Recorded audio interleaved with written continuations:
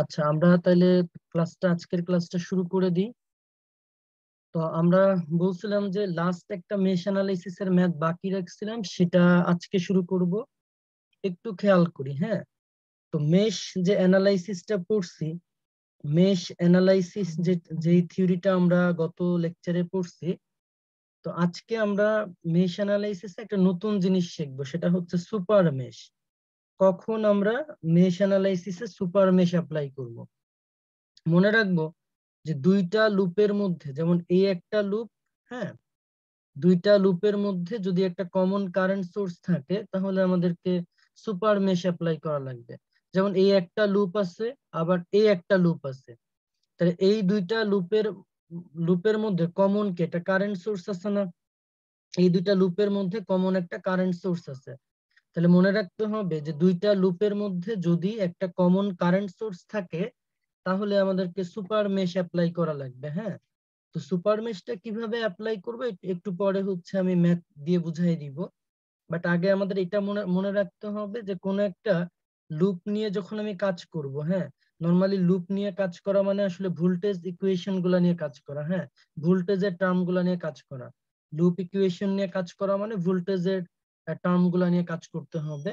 এখন এই কাজটা করতে যে আমি যদি দেখি যে দুইটা লুপের মধ্যে একটা কমন কারেন্ট সোর্স আছে, তাহলে আমাকে সুপার মেশ অ্যাপ্লাই করা লাগবে। কিভাবে অ্যাপ্লাই করব সেটা ম্যাথ করে বুঝাইতেছি। তো সুপার মেশ যখন অ্যাপ্লাই করব মনে রাখতে হবে যে এই কারেন্ট সোর্সটাকে আমরা তখন খুলে ফেলবো, হ্যাঁ। এই যে এখানে যে কারেন্ট সোর্সটা আছে, সুপার মেশ অ্যাপ্লাই করার সময় এই কারেন্ট সোর্সটাকে খুলে ফেলতে হবে। তাহলে এই কারেন্ট সোর্সটাকে যদি খুলে দিই, তার সাথে যে রেজিস্ট্যান্সটা আছে এটাও খোলা পড়ে যাবে, হ্যাঁ, কারণ এটা ওপেন সার্কিট হয়ে যাবে। এই যে পাশে একটা ডায়াগ্রাম দেওয়া আছে, আমার যেই কারেন্ট সোর্সটা ছিল তার আদি প্রান্ত আর শেষ প্রান্ত ধরে আমি খুলে ফেলবো, হ্যাঁ। আদি প্রান্ত এবং শেষ প্রান্ত ধরে খুলে ফেলবো, তার মানে এই যে দুইটা লুপের মধ্যে একটা কমন কারেন্ট সোর্স আছে, এই কারেন্ট সোর্সের এই প্রান্ত থেকে আমি খুলে ফেলবো, এই প্রান্ত থেকে খুলে ফেলবো। তাহলে খুলে ফেললে কি পুরো ব্রাঞ্চটাই বাদ চলে যাচ্ছে, পুরো ব্রাঞ্চটাই বাদ চলে যাচ্ছে, যেটা আমরা এই চিত্রে দেখতে পারতেছি যে যদি আমার দুইটা লুপের মধ্যে একটা কমন কারেন্ট সোর্স থাকে তাহলে আমরা ওই কারেন্ট সোর্সটাকে এক্সক্লুড করে ফেলবো, মানে হচ্ছে খুলে ফেলবো।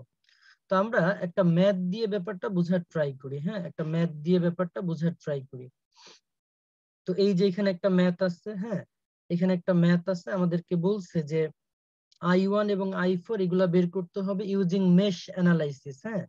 I1 এবং I4 বের করতে হবে মেশ অ্যানালাইসিস। আমরা জানি যে মেশ অ্যাপ্লাই করা মানে বেসিক্যালি একটা কেভিএল সূত্র অ্যাপ্লাই করা, হ্যাঁ। মেশ অ্যাপ্লাই করা মানে একটা কেভিএল সূত্র অ্যাপ্লাই করা। এখন এই জায়গায় আমরা খেয়াল করে দেখবো যে যত জায়গায় কমন কমন কারেন্ট সোর্স আছে, যেমন এই লুপটার এই লুপটা এর মধ্যে একটা কমন কারেন্ট সোর্স আছে।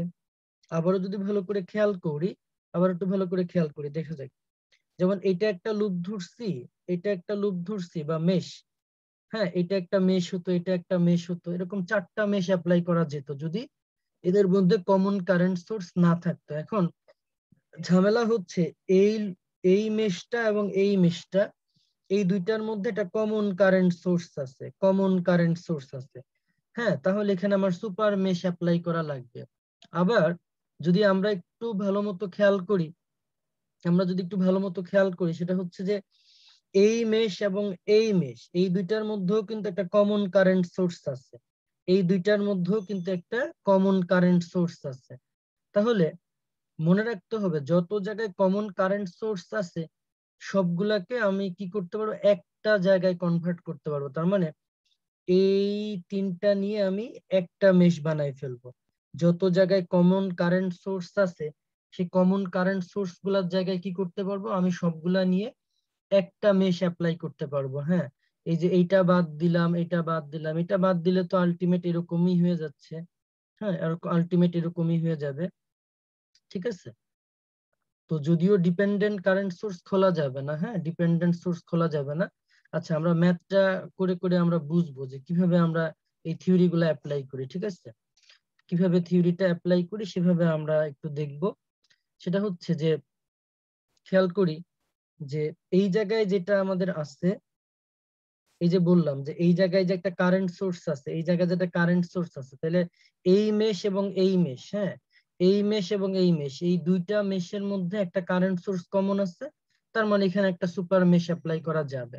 আবার এই মেশ এবং এই মেশ, এই দুইটার মধ্যে একটা কমন কারেন্ট সোর্স আছে, তাহলে এখানে সুপার মেশ অ্যাপ্লাই করা যাবে।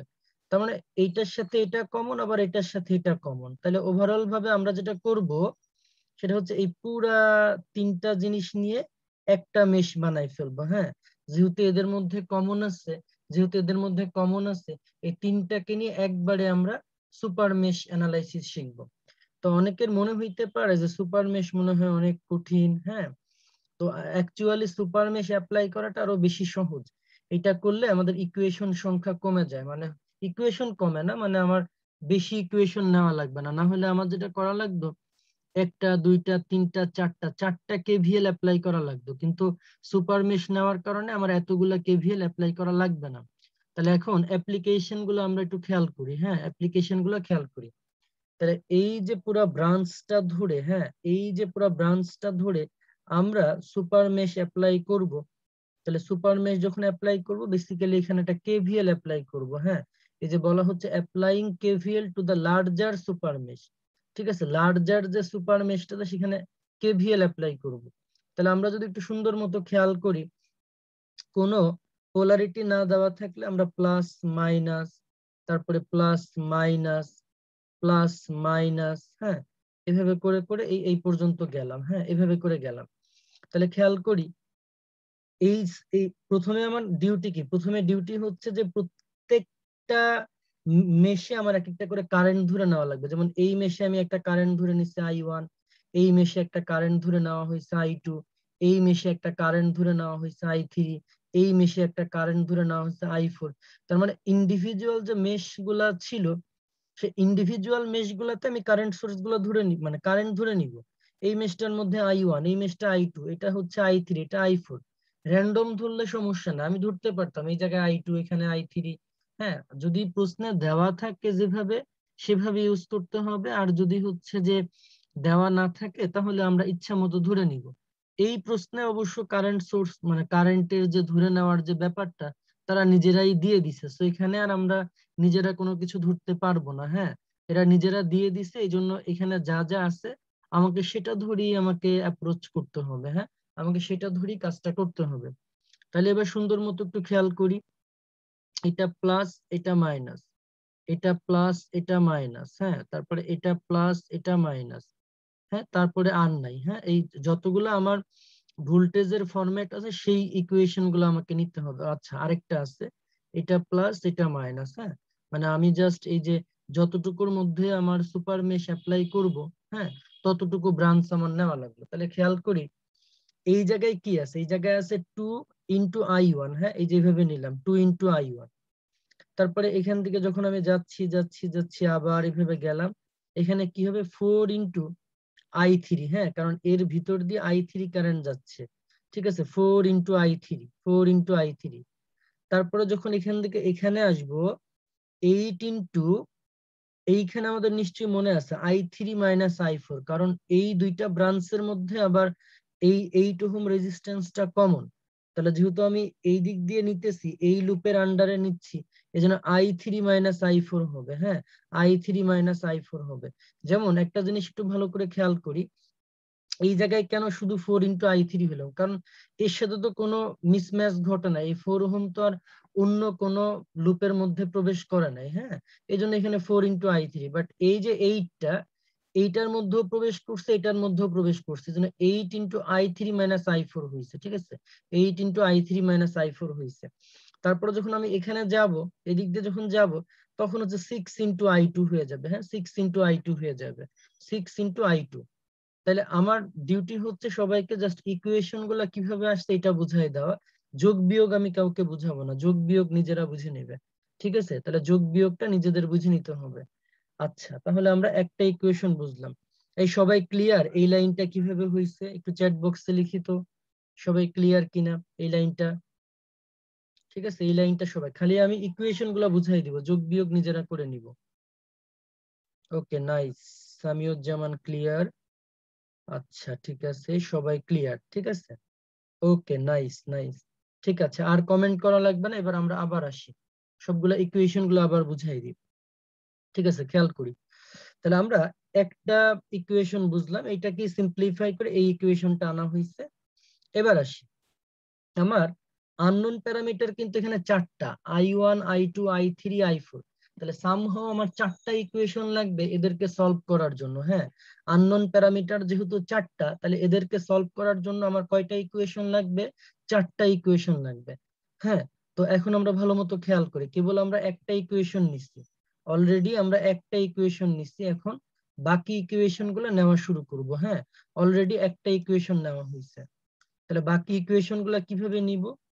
বাকি ইকুয়েশন গুলা আমরা যদি একটু সুন্দর মতো খেয়াল করি, যে এই যে এই যে আমরা যদি হচ্ছে এই যে পি পয়েন্টটা আছে, হ্যাঁ, এই পয়েন্টে আমরা একটা মানে কেসিএল অ্যাপ্লাই করতে পারি। হ্যাঁ, এই পয়েন্টে একটা কেসিএল অ্যাপ্লাই করতে পারি। তো কেসিএলটা কেমন? I2 কারেন্ট আসতেছে আর চলে যাচ্ছে কি I1 আর 5 এম্পিয়ার। এই যে I2 কারেন্টটা পি পয়েন্টে আসতেছে, আসার পরে, হ্যাঁ, শুধুমাত্র I2 আসতেছে, আসার পরে চলে যাচ্ছে কি এদিক দিয়ে একটা কারেন্ট চলে যাচ্ছে, এদিক দিয়ে একটা কারেন্ট চলে যাচ্ছে। তার মানে বুঝাই যায় I2 মানে হচ্ছে I1 প্লাস 5, কারণ ইনকামিং কারেন্টটা হচ্ছে I2। হ্যাঁ, ইনকামিং, এই যে শুধুমাত্র I2 আসতেছে, চলে যাচ্ছে কারা কারা? তার মানে এইটা যদি একটা পাত্র থাকে, এই পাত্রের মধ্যে I2 আসে আর চলে যাচ্ছে 5 এম্পিয়ার, চলে যাচ্ছে I1। তাহলে এইটা একটা ইকুয়েশন, আশা করি বুঝা গেছে। এটা একটা ইকুয়েশন, ঠিক আছে, এটা একটা ইকুয়েশন। আচ্ছা, এবার সুন্দর মতো খেয়াল করি, তার মানে পি পয়েন্টে আমার ইকুয়েশনটা লেখা হয়ে গেল। পি পয়েন্টে আমরা কি লিখলাম? যে I2 ইকুয়াল টু হবে 5 প্লাস I1। এবার আসি কিউ পয়েন্টে, তো কিউ পয়েন্টে কি হচ্ছে? কিউ পয়েন্টে হচ্ছে I3 কারেন্ট আসতেছে, আবার 3I0 আসতেছে, দুইটা কারেন্ট আসতেছে। হ্যাঁ, একটা হচ্ছে I3 কারেন্ট আসে, আরেকটা হচ্ছে 3I0 আসতেছে। তাহলে এই দুইটার যোগফল, অবশ্যই ইনকামিং কারেন্ট গুলোকে যোগ করতে হবে। চলে যাচ্ছে কি শুধুমাত্র I2 চলে যাচ্ছে, এই জন্য আউটগোয়িং কারেন্টটাকে আমরা I2 লিখতেছি। হ্যাঁ, শুধুমাত্র চলে যাচ্ছে I2, শুধুমাত্র চলে যাচ্ছে I2। তাহলে আমার এখানে কারেন্ট আসতেছে হচ্ছে I3 কিউ পয়েন্টে, আবার 3I0। হ্যাঁ, এই দুইটা আসতেছে। তাহলে আসা কারেন্ট গুলার যোগফল ইকুয়াল টু আমরা কি লিখি? যাওয়া কারেন্ট। হ্যাঁ, আসা কারেন্ট গুলার যোগফল ইকুয়াল টু যাওয়া কারেন্ট। তাহলে অলরেডি আমরা একটা ইকুয়েশন পাইলাম, দুইটা ইকুয়েশন পাইলাম, তিনটা ইকুয়েশন পাইলাম। আবার আরেকটা জিনিস মনে রাখা লাগবে, খেয়াল করি, এই যে I4 কারেন্টটা এভাবে আসতেছে, হ্যাঁ, এই যে লুপটা খেয়াল করি, সবাই মেশটা খেয়াল করি, এই যে I4 কারেন্ট আসতেছে এইভাবে, আর I0 কারেন্ট যাচ্ছে এইভাবে, এই যে I0টা উপরের দিকে দেওয়া। তো ফলাফল স্বরূপ আমরা বলি যে এখানে I4 কারেন্ট আর I0 কারেন্ট একে অপরের অপোজিট, এই জন্য I0 equal to minus I4 লিখবো, মানে সমান কিন্তু দিক বিপরীতমুখী। হ্যাঁ, মানে সমান কিন্তু দিক বিপরীতমুখী। এই যে I4টা এইভাবে আসতেছে, হ্যাঁ, আর I0টা এইভাবে যাচ্ছে, তাহলে মানে সমান দিক বিপরীতমুখী, এই জন্য I0 কে আমরা লিখতে পারবো মাইনাস I4। হ্যাঁ, I0 কে লিখতে পারবো হচ্ছে মাইনাস I4, I0 কে লিখতে পারবো -I4। ঠিক আছে, I0 কে লিখতে পারবো -I4। তাহলে এই যে কিউ পয়েন্টে সূত্র অ্যাপ্লাই করলে কি হবে এখানে লেখা আছে, ঠিক আছে, পি পয়েন্টে সূত্র অ্যাপ্লাই করলে কি হবে এখানে লেখা আছে। ওকে, এই জিনিসগুলো আমরা ভালো করে দেখবো। এখানে ইকুয়াল টু একটা জিরো হইতো, জিরোটা এখানে তোলা হয় না, যেই হোক এটা বাদ দিই। আমরা এই যে এখানে আমি লিখে দিছি পি আর কিউ, এই দুইটা খেয়াল করলেই হবে। এবার আসি, তাহলে আমি একটু আগেই বলছিলাম আমার চারটা ইকুয়েশন লাগবে। হ্যাঁ, অলরেডি আমার কয়টা হয়েছে? একটা, দুইটা, তিনটা। হ্যাঁ, আরেকটা ইকুয়েশন লাগবে। এবার আরেকটা ইকুয়েশন আমি যেভাবে ইচ্ছা নিতে পারি, আমি একটা সিঙ্গেল মেশের জন্য অ্যাপ্লাই করব। এই যে একটা সিঙ্গেল মেশ, হ্যাঁ, এখানে কিন্তু আর কোনো সুপার মেশ নাই, কারণ এইটুকের মধ্যে তো আর কোনো কমন কারেন্ট সোর্স নাই, তাই না? এটার মধ্যে কোনো কমন কারেন্ট সোর্স নাই, সো এটা নিয়ে আমাদের কোনো ঝামেলাও নাই। তাহলে একটা কাজ করি, এইটার মধ্যে, এই মেশটার মধ্যে আমরা যদি, মানে এইটার মধ্যে আমরা যদি একটা মেশ অ্যানালাইসিস অ্যাপ্লাই করি, তাহলে এটা আমাদের প্লাস, এটা মাইনাস, হ্যাঁ, এটা প্লাস, এটা মাইনাস, মানে এক সিকোয়েন্স আমি আসবো। তো এই যে আমি ইকুয়েশনটা এখানে লিখিয়ে রাখছি যেখানে 2 × I4, হ্যাঁ, এই রেজিস্ট্যান্সের সাথে কারেন্টের গুণফল, শুরুতে প্লাস পোলারিটি আছে, তো এই জন্য প্লাসই থাকবে, তার মানে 2 × I4। এরপরে যখন আসতেছি ভোল্টেজ ইকুয়েশনে প্লাস পোলারিটি পেয়েছি, মানে +10, এরপরে যখন এইটে যাব, এইটে কিন্তু দুইটা মেশের আন্ডারে আছে, এই জন্য আমার কারেন্টের ইকুয়েশন হবে, মানে কারেন্টটা লিখবো I4 মাইনাস I3, কারেন্টটা লেখা লাগবে I4 মাইনাস I3, কারণ এখন আমি এই লুপটা কনসিডার করছি, হ্যাঁ এই লুপটা কনসিডার করছি, যেন I4 মাইনাস I3 হবে। এই সবাই ইকুয়েশনটা লেখা বুঝছে কিনা বলি। ইকুয়াল টু আমরা কি দিব, 0 লিখবো, হ্যাঁ যেহেতু আর কোনো ইলেকট্রিক্যাল ব্রাঞ্চ নাই। তাহলে এই চারটা ইকুয়েশন সলভ করলেই আমি I1 I2 I3 I4 পেয়ে যাব। হ্যাঁ সলভ নিচে করাই আছে, নিজেরা আবার একটু সুন্দর মতো দেখে নিব। এই চ্যাট বক্সে লিখি ইকুয়েশনটা ক্লিয়ার কিনা সবাই।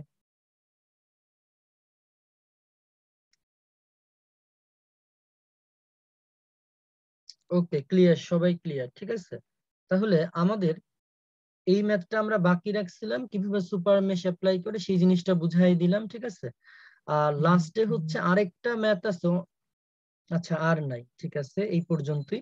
তাহলে আমাদের হচ্ছে যে সুপার মেশটা অ্যাপ্লাই করা আমরা শিখে গেলাম, হ্যাঁ সুপার মেশটা কিভাবে অ্যাপ্লাই করে সেটা আমরা শিখে গেলাম। এবার আসি আমরা নতুন আজকের যে নতুন লেকচার, হ্যাঁ নোডাল অ্যানালাইসিস। তো আজকে আমরা নতুন আরেকটা পার্ট শিখবো, সেটাকে আমরা বলতেছি নোডাল অ্যানালাইসিস, ঠিক আছে। নতুন একটা পার্ট শিখবো, সেটাকে নোডাল অ্যানালাইসিস বলা হচ্ছে। তাহলে আমরা নতুন পার্টটা এখন শিখবো, খেয়াল করি। তোমাদের আজকে নতুন আরেকটা পার্ট শিখবো, নাম হচ্ছে নোডাল অ্যানালাইসিস, হ্যাঁ। তো নোডাল অ্যানালাইসিস যেটা আছে বেসিক্যালি এখানে আমাদের নোডাল অ্যানালাইসিস বলতে কেসিএল ইকুয়েশন, হ্যাঁ কেসিএল অ্যাপ্লাই করা বোঝানো হয়। যেমন মেশ বলতে কেভিএল নিয়ে আমরা কাজ করি, হ্যাঁ মেশ অ্যানালাইসিস মানে আমরা যেমন কেভিএল নিয়ে কাজ করি, আর এখানে এখানে নোডাল অ্যানালাইসিস মানে কি বোঝাবে, যে কেসিএল নিয়ে কাজ করতে হবে, কেসিএল ইকুয়েশন নিয়ে আমরা কাজ করব, হ্যাঁ। তো শুরুতে একটা সার্কিট ডায়াগ্রাম দেওয়া আছে এখানে। এই সার্কিট ডায়াগ্রামে আমাদেরকে কি বলছে, calculate the node voltages in the circuit শোন ইন ফিগার, হ্যাঁ। এই জায়গায় আমাদের কি করতে হবে, নোডাল অ্যানালাইসিস এর মাধ্যমে আমাদের এই যে 1 একটা পয়েন্ট লিখছি, 2 একটা পয়েন্ট লিখছি, এই নোডের যে ভোল্টেজ গুলা, সেই ভোল্টেজ গুলো আমাদেরকে বের করতে হবে, হ্যাঁ। এই নোড 1 এর ভোল্টেজ কত হবে, নোড 2 এর ভোল্টেজ কত হবে, সেটা বের করব। তো খেয়াল করি শুরুতে আমরা একটু নিজেরা নিজেরা ইচ্ছা মতো ডিস্ট্রিবিউশন গুলা লিখে নিব, হ্যাঁ প্রশ্নে মানে সলভ করার সময় ইচ্ছা মতো লিখে নিব। যেমন এই যে 1 পয়েন্ট, এই নোডে আমরা ভোল্টেজটা ধরে নিছি V1, হ্যাঁ 1 যে পয়েন্টটা, এই পয়েন্টে আমরা ভোল্টেজ ধরে নিছি V1, এবং 2 নাম্বার পয়েন্টে ভোল্টেজ ধরে নিছি আমরা V2, হ্যাঁ। তাহলে এই পয়েন্টে আমার ভোল্ট হচ্ছে V1, এই পয়েন্টে হচ্ছে ভোল্ট হচ্ছে V2, ঠিক আছে এই দুইটা পয়েন্ট ধরে নিলাম। এইবার কারেন্ট ডিস্ট্রিবিউশনটা আমরা নিজেদের মতো ধরে নিব। যেমন এই যে 5 এম্পিয়ার, এটাকে আমি ধরে নিচ্ছি I1, হ্যাঁ এই যে 5 এম্পিয়ার, এটাকে আমি ধরে নিচ্ছি I1।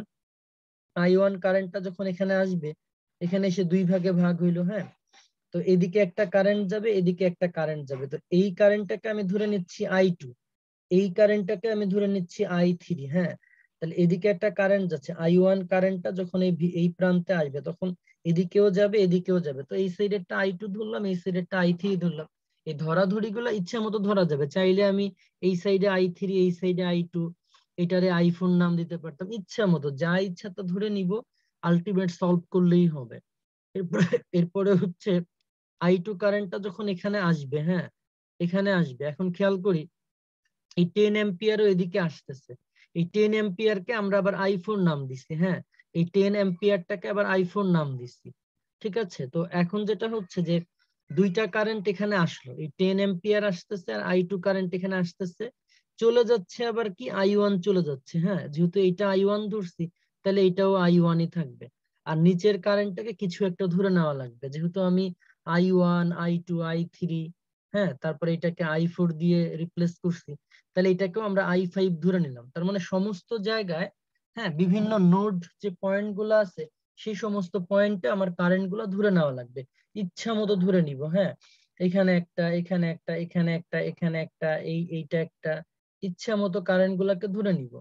এখন আমরা কি বলতেছি, যে নোডাল অ্যানালাইসিস বলতে কি বোঝায়, বেসিক্যালি বোঝায় কেসিএল, মানে কিরশফস কারেন্ট ল অ্যাপ্লাই করা লাগবে বিভিন্ন নোড পয়েন্টে। আমরা আগেই বলছিলাম, যখন আমরা কিরশফস কারেন্ট ল পড়ছিলাম, তখন বলছিলাম যে নোড বা জাংশনের জন্য আমরা কেসিএল অ্যাপ্লাই করি, হ্যাঁ একটা নোড বা জাংশনের জন্য আমরা কি করি, কেসিএল সূত্র অ্যাপ্লাই করি। তাইলে এই যে নোডাল অ্যানালাইসিস বলতে কি বোঝায়? নোডাল অ্যানালাইসিস বলতে বোঝাবে যে কোনো একটা নোড পয়েন্টে আমাদের কেসিএল সূত্র অ্যাপ্লাই করা লাগবে। তাহলে আমরা এখন সুন্দর মতো খেয়াল করি, ইকুয়েশন গুলা খেয়াল করি। হ্যাঁ, এই যে নোড 1, হ্যাঁ, এই জায়গায় আমরা শুরুতে একটা কেসিএল অ্যাপ্লাই করব। নোড 1 এ কেসিএল অ্যাপ্লাই করব। আমরা যদি সুন্দর মতো একটু খেয়াল করি, I1 কারেন্ট আসতেছে এই নোড 1 এ, আর চলে যাচ্ছে কি I2 চলে যাচ্ছে আর I3 চলে যাচ্ছে। তাহলে এই যে আমাদের ইকুয়েশনটা লেখা হয়েছে যে I1 কারেন্টটা আসতেছে, হ্যাঁ, ইনকামিং কারেন্ট ইজ I1, আর চলে যাচ্ছে কারা? I2 চলে যাচ্ছে, I3 চলে যাচ্ছে। তার মানে আমরা ইকুয়েশনটা লিখে ফেলছি যে incoming current equal to outgoing current. হ্যাঁ, ইনকামিং কারেন্ট ইকুয়াল টু কি লিখবো? Outgoing current. এটা লেখা শেষ। এখন I1 মানে কি? I1 মানে হচ্ছে 5 এম্পিয়ার। এটা তো আগে থেকে বলাই আছে। I1 মানে হচ্ছে 5 এম্পিয়ার। হ্যাঁ, তাহলে এখানে 5 লিখলাম ইকুয়াল টু, এবার I2 কারেন্ট মানে কি? I2 কারেন্ট মানে হচ্ছে এই পয়েন্ট আর এই পয়েন্টের ডিফারেন্স ডিভাইডেড বাই 4। আমরা নিশ্চয়ই জানি আমাদের ফর্মুলা হচ্ছে V ইকুয়াল টু IR। হ্যাঁ, তাহলে I মানে কি? I মানে হচ্ছে V বাই R। I মানে হচ্ছে V বাই R। এই V বলতে বোঝায় যে পটেনশিয়াল ডিফারেন্স। হ্যাঁ, বিভব পার্থক্য বোঝানো হয়। তাহলে আমি যখন এই I2 কারেন্টটা বের করতে যাব, তখন আমার কি করতে হবে? এই দুইটা পয়েন্টের মধ্যে বিভব নিতে হবে, বিভব পার্থক্য নিতে হবে। তারপরে I2 কারেন্ট মানে হচ্ছে এই দুইটার বিভব পার্থক্য ডিভাইডেড বাই এই রেজিস্ট্যান্সটা। হ্যাঁ, V1 minus V2 divided by 4, এভাবে নিলাম, I2 নিলাম। এবার I3 টা কিভাবে নিব? এই নিচে কিন্তু এটাকে বলা হয় গ্রাউন্ড স্টেট। হ্যাঁ, এই V1 মাইনাস 0, গ্রাউন্ড স্টেটটাকে বলা হয় 0। হ্যাঁ, তাহলে V1 মাইনাস 0 ডিভাইডেড বাই 2, এটা মানেই হচ্ছে I3। হ্যাঁ, V1 মাইনাস 0 ভাগ 2, এই যে I3 কারেন্টটা এদিক দিয়ে যাচ্ছে, V1 মাইনাস 0 ডিভাইডেড বাই 2। এখন ইকুয়েশনটা নিজ দায়িত্বে সলভ করব। এটা কেমনে করছে আমি একটু বলে দিই। এইখানে হরে এই কেউ লেখালেখি না করি, তো লেখালেখি অপশন অফ করে দিই। আচ্ছা, খেয়াল করি নিচে যেহেতু 4 আছে না, এই দুইটার মধ্যে যে লসাগু আছে, লসাগু দিয়ে মানে দুই সাইডে যদি গুণ করে দিই, তাহলে দেখবো যে এরকম সিম্পলিফাইড ইকুয়েশন চলে আসবে। হ্যাঁ, যেমন 4 আর 2 এর লসাগু হচ্ছে 4, তাহলে 4 দিয়ে দুই পাশ গুণ করে দিব, তাহলেই সিম্পলিফাইড ইকুয়েশন চলে আসবে। হ্যাঁ, সিম্পলিফাইড ইকুয়েশন চলে আসবে। তো আমাদের বেসিক্যালি বের করতে বলছে নোড ভোল্টেজ গুলা। হ্যাঁ, V1 এবং V2 বের করতে বলছে। নোড ভোল্টেজ গুলা বের করতে বলছে V1 এবং V2। তো এটা বের করা নিয়ে কোনো ঝামেলা নাই। আমরা একবার হচ্ছে নোড 1 এ কেসিএল অ্যাপ্লাই করছি, এবার নোড 2 তে কেসিএল অ্যাপ্লাই করব। ঠিক আছে, নোড 2 তে কেসিএল টা অ্যাপ্লাই করব। তাহলে সবাই একটু সুন্দর মতো খেয়াল করি। নোড 2 তে যখন আমি কেসিএল টা অ্যাপ্লাই করব, তাহলে এইখানে আমি দেখি কোন কোন কারেন্ট গুলো আসতেছে। হ্যাঁ, এই যে I2 কারেন্ট আসতেছে এবং এই যে 10 এম্পিয়ার আসতেছে। 10 এম্পিয়ার মানে হচ্ছে I4। আবারও ভালো করে খেয়াল করি, এই নোড পয়েন্টে কোন কোন কারেন্ট আসতেছে? I2 কারেন্ট আসতেছে, এই যে I4 কারেন্ট আসতেছে। চলে যাচ্ছে কারা কারা? চলে যাচ্ছে I1 এবং I5, চলে যাচ্ছে I1 এবং I5। তাহলে এই যে আমাদের incoming current equal to outgoing current. হ্যাঁ, incoming current equal to outgoing current. এবার আসি I2 মানে কি? এই যে I2 মানে একটু আগেই দেখলাম V1 minus V2 divided by 4। হ্যাঁ, I2 মানে কি? এই যে V1 minus V2 divided by 4 লিখলাম। I4 মানে কি? I4 মানে তো 10 এম্পিয়ারই আছে, এই যে 10 লিখলাম, 10 লিখলাম। I1 মানে কি? I1 মানে এই যে 5 এম্পিয়ার আছে, সেটাই লিখলাম।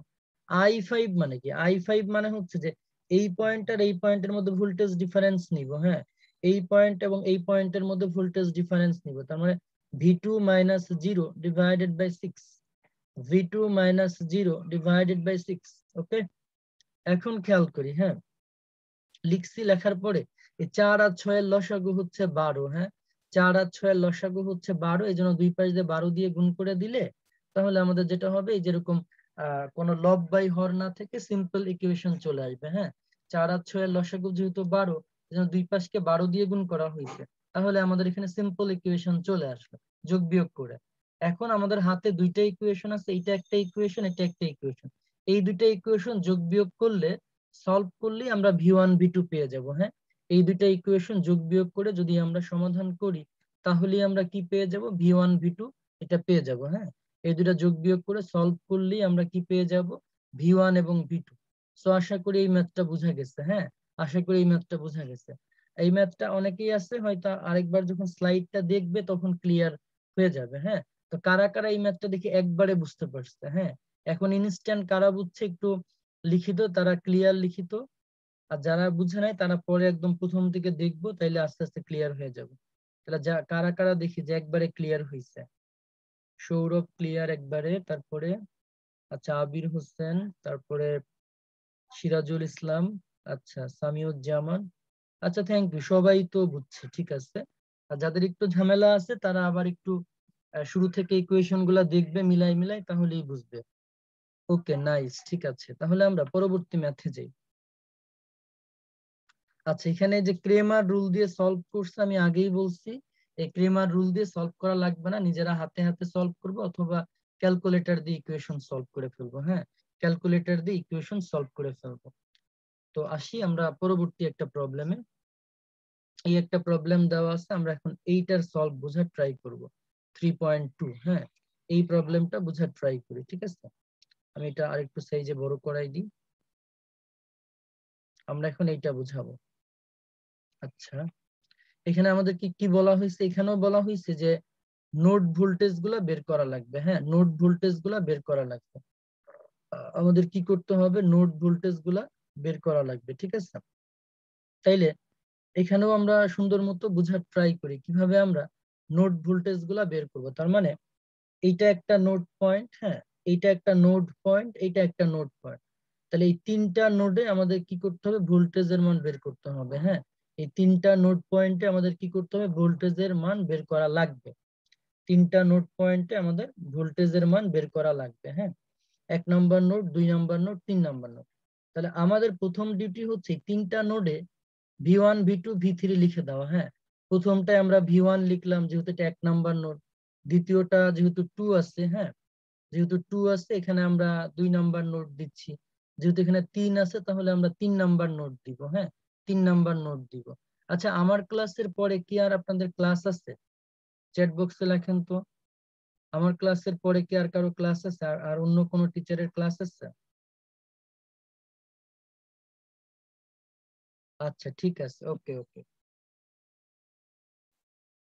ঠিক আছে, ওকে। তাহলে একটু আস্তে ধীরেই পড়াই, হ্যাঁ, তাড়াহুড়া না করি। আচ্ছা, তাহলে এই যে তিনটা পয়েন্ট আছে, 1 নম্বর পয়েন্ট, 2 নম্বর পয়েন্ট, 3 নম্বর পয়েন্ট, এই তিনটা পয়েন্টে আমাকে তিনটা ভোল্টেজ ধরে নেওয়া লাগবে। একটা ভোল্টেজ V1, একটা V2, একটা হচ্ছে V3। আর কারেন্ট ডিস্ট্রিবিউশনটা আমরা ইচ্ছা মতো ধরে নিতে পারবো। হ্যাঁ, কারেন্ট ডিস্ট্রিবিউশনটা ইচ্ছা মতো ধরে নিব। এখানে আইএক্স দেওয়া আছে, যেটা দেওয়া আছে সেটা তো আর চেঞ্জ করা যাবে না, বাকিগুলা ধরে নিব। যেমন এদিক দিয়ে 3 অ্যাম্পিয়ার আসতেছে, এটারে আর কোনো কিছু নাম দিই নাই। 3 অ্যাম্পিয়ার আসতেছে তো 3ই থাকুক। 3 অ্যাম্পিয়ার এই পয়েন্টে আসার পরে দুইটা ভাগে ভাগ হচ্ছে, একটা হচ্ছে আইএক্স আগে থেকে দেওয়া আছে, আর এইটার আমরা নতুন নাম দিচ্ছি I1, ঠিক আছে, এটার নতুন নাম দিচ্ছি I1। যখন আইএক্স কারেন্টটা এই 2 নম্বর নোডে আসতেছে তখন আবার দুই ভাগে ভাগ হচ্ছে, একটার নাম দিলাম I2, আরেকটার নাম দিলাম I3। এই নামগুলা দেওয়া যে ব্যাপারগুলো এগুলো ইচ্ছা মতো দেওয়া যায়, কোনো সমস্যা নাই। হ্যাঁ, আইএক্সটা আসার পরে দুই ভাগে ভাগ হইল। এইখানে যেটা হচ্ছে, এই I1 কারেন্টটা আবার আসতেছে, এই I2টা আবার কি হচ্ছে, এই I1 কারেন্ট আসতেছে আর I2 আসতেছে, এই দুইজন মিলে আবার কি হলো 2ix হয়ে গেল। হ্যাঁ, I1 কারেন্টও আসতেছে, I2 আসতেছে, এই দুজন মিলে কি হলো 2ix হয়ে গেল। তাহলে কারেন্ট ডিস্ট্রিবিউশন গুলা ইচ্ছা মতো ধরে নিব। এবার খেয়াল করি, সেটা হচ্ছে যে নোড ওয়ানে যখন আমি কেসিএল অ্যাপ্লাই করব, নোড ওয়ানে কি দেখতেছে যে 3 অ্যাম্পিয়ার কারেন্ট আসতেছে আর চলে যাচ্ছে কারা কারা, আইএক্স চলে যাচ্ছে, I1 চলে যাচ্ছে, এই জন্য 3 = I1 + IX আমরা লিখলাম। হ্যাঁ, 3 অ্যাম্পিয়ার ইকুয়াল টু কি লিখবো? I1 + IX, এভাবে আমরা লিখলাম। 3 অ্যাম্পিয়ার ইকুয়াল টু কি লিখবো? এই 3 অ্যাম্পিয়ার আসতেছে অর্থাৎ ইনকামিং কারেন্টটা হচ্ছে 3 অ্যাম্পিয়ার, আর আউটগোয়িং কারেন্ট কি IX আর I1 যোগফল আকারে লিখলাম। এবার 3 তো 3-এর মতোই থাকবে। I1 মানে কি? I1 মানে হচ্ছে যে এই যে 4 ওহমের মধ্য দিয়ে যে কারেন্টটা যাচ্ছে সেটাই I1।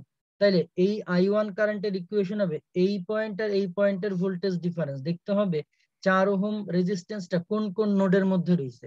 4 ওহমের এক প্রান্ত রয়েছে V1 এর সাথে কানেক্টেড, 4 ওহমের এক প্রান্ত আছে V3 এর সাথে কানেক্টেড। হ্যাঁ, 4 ওহমের এক প্রান্ত আছে V1 এর সাথে কানেক্টেড, 4 ওহমের এক প্রান্ত আছে V3 এর সাথে কানেক্টেড। তার মানে I1 কারেন্ট হবে V1 minus V3 divided by 4। এই যে আমরা লিখছি V1 minus V3 divided by 4। Ix টাকে আমরা কি লিখবো? এই Ix কারেন্ট কার মধ্যে দিয়ে যাচ্ছে? 2 ওহমের মধ্যে দিয়ে যাচ্ছে। এই 2 ওহমের একটা প্রান্ত আছে V1 এ, আরেকটা প্রান্ত আছে V2 তে।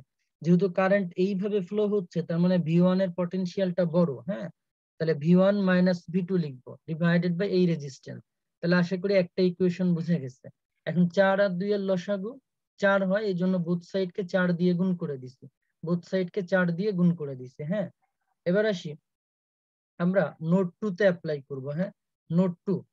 এই নোট 2 তে যখন আমরা ফর্মুলা অ্যাপ্লাই করব, খেয়াল করি Ix কারেন্টটা আসতেছে, চলে যাচ্ছে কারা? I2 আর I3। Ix কারেন্ট আসতেছে, চলে যাচ্ছে I2 আর I3। হ্যাঁ, এই যে Ix আসতেছে, চলে যাচ্ছে I2 আর I3। এই I2 মানে কি? I2 মানে হচ্ছে I2 কারেন্টটা যাচ্ছে 8 ওহমের মধ্য দিয়ে। 8 ওহমের একটা প্রান্ত V2 আর একটা প্রান্ত V3। তাহলে I2 মানে হচ্ছে V2 minus V3 divided by 8। হ্যাঁ, এই যে আমরা এখানে লিখছি। হ্যাঁ, এই যে Ix তো বুঝাই গেল। Ix মানে কি? Ix মানে V1 মাইনাস V2 বাই 2। এই একটা ইকুয়েশন লিখলাম। আর এই যে I2 মানে কি? I2 মানে হচ্ছে এই যে V2 minus V3 divided by 8 লিখলাম। I3 মানে কি? I3 মানে হচ্ছে এই যে I3 কারেন্টটা 4 ওহমের মধ্য দিয়ে যাচ্ছে, তার মানে V2 মাইনাস 0 ডিভাইডেড বাই 4। তাহলে এখানে 4 8 2 এদের লসাগু হচ্ছে 8ই হবে। এজন্য সব সাইডকে আমরা 8 দিয়ে গুণ করে ফেলছি। হ্যাঁ, 8 দিয়ে গুণ করে ফেলছি। তো আমাদের এখানে 3 নাম্বার নোটটা নেওয়া লাগবে। হ্যাঁ, 3 নাম্বার নোটটা নেওয়া লাগবে। তো আমরা একটা কাজ করি, সেটা হচ্ছে যে এখানে একটু কাট করে নিই এটা, তাহলে আমাদের জন্য সুবিধা হবে। এই ডায়াগ্রামটা একটু কাট করে নিব। ডায়াগ্রামটা একটু কাট করে নিই। Add current page. হ্যাঁ, তাহলে একটু আমরা এখানে একটু কাট করে নিয়ে নিলাম। ঠিক আছে, আচ্ছা কাট করে নিয়ে নিচ্ছি, এখন আমাদের বুঝতে ইজি হবে। আচ্ছা, এটা এই পাশে নিই। ঠিক আছে, এই পাশে নিয়ে নিলাম কাট করে। আচ্ছা ঠিক আছে, একটু এই সাইডে রাখি। হ্যাঁ, এবার আসি। ঠিক আছে, এবার আসি আমরা নোট 3 তে এবার অ্যাপ্লাই করব। এই ফর্মুলা কোথায় অ্যাপ্লাই করব? নোট 3 তে। তো নোট 3 তে যখন আমরা আসলাম, খেয়াল করি নোট 3 তে যখন আমরা আসছি। হ্যাঁ, নোট 3 তে যখন আমরা আসলাম, তখন কি হচ্ছে ঘটনা? যে I2 কারেন্ট আসতেছে আর I1 কারেন্ট আসতেছে। ঠিক আছে, নোট 3 তে যখন আমরা আসছি, ঠিক আছে, নোট 3 তে যখন আমরা আসলাম, I2 কারেন্ট আসতেছে আর I1 কারেন্ট আসতেছে, দুইটা কারেন্ট আসে। ঠিক আছে, I2 কারেন্ট আসতেছে এবং I1 কারেন্ট আসতেছে। এই যে I2 কারেন্ট আসে, I1 কারেন্ট আসে, I2 কারেন্ট আসতেছে, I1 কারেন্ট আসতেছে। এই দুইটার যোগফল হবে 2ix। হ্যাঁ, এই দুইটার যোগফল হবে 2ix। এখন I1 কি হবে, I2 কি হবে, Ix কি হবে? একটু আগেই আমরা ইকুয়েশন গুলা লেখা শিখছি। হ্যাঁ, একটু আগে ইকুয়েশন গুলা লেখা শিখছি। তাই এখন হচ্ছে 4 8 আর 2 এদের লসাগু হচ্ছে 8, 8 দিয়ে গুণ করব। তাহলে এখন তিনটা ইকুয়েশন আমরা পাইলাম। এই তিনটা ইকুয়েশন সলভ করলেই V1 V2 V3 এই তিনটা মান পেয়ে যাব। হ্যাঁ, কারা কারা একবারে বুঝছি একটু চ্যাট বক্সে লিখিত। জাস্ট ইকুয়েশন গুলো সেট আপ লেখাটা বুঝছি, তারপরে যোগ বিয়োগ নিজেরা করে নিব। হ্যাঁ, যোগ বিয়োগ নিজেরা করে নিব। যারা একবারে বুঝে নাই তারা আবার নিজেরা দেখবে, কারণ প্রত্যেকটা জায়গায় অ্যাপ্লিকেশনের সাইট গুলা সেম। হ্যাঁ, অ্যাপ্লিকেশনের জায়গাগুলো সেম।